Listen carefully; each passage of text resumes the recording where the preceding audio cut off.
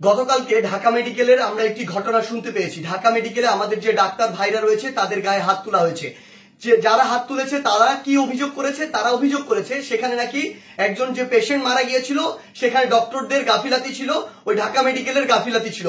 এখন প্রশ্ন হচ্ছে যে ডক্টরদের বা ঢাকা মেডিকেলের যে গাফিলাতি ছিল কিনা এটি নির্ধারণ আপনি কিভাবে করতে পারেন, কোন এক্সপার্টিজের ভিত্তিতে এটি নির্ধারণ করতে পারেন এবং এই অথরিটিটা আপনাকে কে দিয়েছে?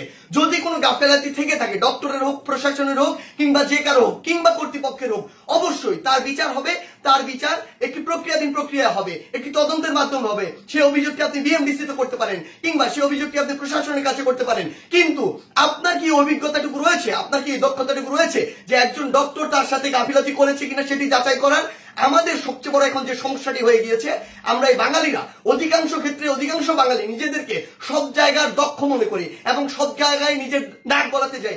আপনি আমাকে একটি জিনিস বলুন, যে ডাক্তার 5 বছর ধরে এমবিবিএস পাস করলো, 1 বছর ইন্টার্ন করলো, এরপর বছর বছর ধরে বিভিন্ন ডিগ্রি নিল, পড়াশোনা করলো, তিনি একজন পেশেন্টকে যেভাবে ডিল করেন, তিনি পেশেন্টের ভিতরের এবং বাইরের বিষয়গুলো যেভাবে জানেন, যেভাবে ট্রিটমেন্ট করেন, আপনি কিভাবে মনে করেন আপনি সেই পড়াশোনা না করে শুধু বাইরে থেকে দেখে নিজের চোখে যা মনে হলো তা দেখে তাকে একটি নির্দিষ্ট রেজাল্ট দিয়ে দিচ্ছেন, একটি নির্দিষ্ট ব্লেম দিয়ে দিচ্ছেন? আমাদের জায়গা থেকে স্পষ্ট বার্তা, এরকম একটি ব্লেম দিয়ে আসলে যখন আপনি একজন ডক্টরের গায়ে হাত তুলেন তখন আপনি যে কাজটি করেন সেটি আমরা বৈষম্য বিরোধী ছাত্র আন্দোলন আমাদের জায়গা থেকে কোনোদিনও সমর্থন করতে পারি না। আপনাদের যদি কোনো অভিযোগ থাকে সেই অভিযোগটি আপনি জানাতে পারতেন। আমরা জানি আমাদের এই পুরো প্রসেসটিতে, এই ছাত্র জনতার অভ্যুত্থানে ডক্টররা কিভাবে ওই হসপিটালের ভিতর থেকে, ওই ইমার্জেন্সি থেকে তাদের ভূমিকাটি রেখেছে।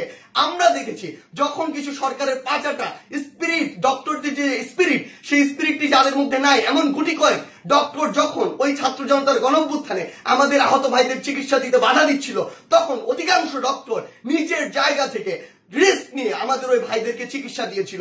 এমন অধিকাংশ ডক্টর রয়েছে যারা ডক্টরদের স্পিরিটটি ধারণ করে এবং আমাদের এই পুরো সময়টিতে আজকে পর্যন্ত আমার হসপিটালে যে আহত ভাইগুলো রয়েছে তাদেরকে নিরবিচ্ছিন্ন সেবা দিয়ে যাচ্ছে, নিজের কথা চিন্তা না করে।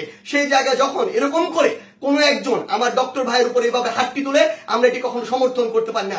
আমাদের জায়গা থেকে একদম স্পষ্ট একটি বার্তা, সেটি হচ্ছে যে আমরা প্রশাসনকে, মাননীয় স্বাস্থ্য উপদেষ্টা, ডিজি হেলথ সহ সকলকে একটি বিষয় স্পষ্ট করে বলতে চাই, আমাদের যারা মেডিকেলের ভাইরা রয়েছে, ইন্টার্ন ডক্টররা রয়েছে, কিংবা হসপিটালের যে ডক্টর ভাইরা রয়েছে, তাদের সাথে আমরা এই জায়গাটিতে একাত্মতা ঘোষণা করছি।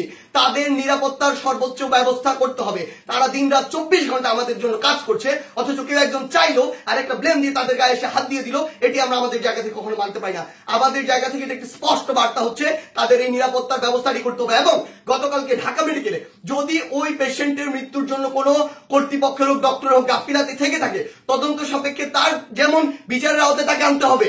কিন্তু গতকালকে ওই আমার ডাক্তার ভাইয়ের গায়ে যে হাতটি তুলেছে, অপারেশন থিয়েটার থেকে বের হওয়া একজন ডক্টরকে, তার অবশ্যই দ্রুততম সময়ের মধ্যে তাকেও গ্রেফতার করে তাকেও বিচারের আওতায় আনতে হবে।